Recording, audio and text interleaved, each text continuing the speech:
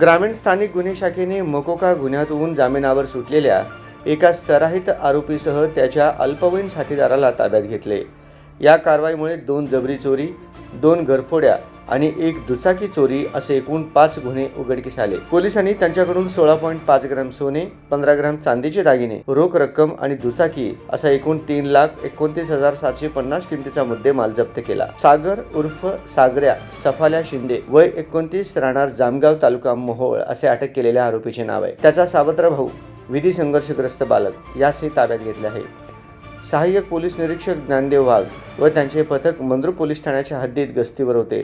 दरम्यान पोलीस अंमलदार अक्षय डोंगरे यांना माहिती मिळाली की मनगोळी तालुका दक्षिण सोलापूर येथील वस्तीवर वृद्ध महिलेला जीवे मारण्याची धमकी देऊन दागिने लुटणारा मोकोकातील आरोपी सागर उर्फ सागऱ्या शिंदे आणि त्याचा सावत्र भाऊ अंत्रोळी फाटा येथे थांबले होते। पथकाने अंत्रोळी फाटा येथे त्यांना ताब्यात घेतले। आरोपींनी मनगोळी आणि दामाजी कारखाना रोड येथे महिलांना धाक दाखवून लुटल्याचे मान्य केले। कंदलगाव तालुका दक्षिण सोलापूर व हराळवाडी तालुका मोहोळ एकाच रात्री 5 घरे फोडल्याची कबुली दिली। शिवाजीनगर बाळे येथून दुचाकी चोरल्याचे उघड झाले। पकडलेला सागर शिंदे हा 2018 मधील खून व दरोड्याच्या गुन्ह्यातील मोका प्रकरणातून जामिनावर सुटला होता। त्याच्यावर मोहोळ पोलीस ठाण्यात खुनाच्या गुन्ह्यात नॉन बेलेबल वॉरंट प्रलंबित आहे।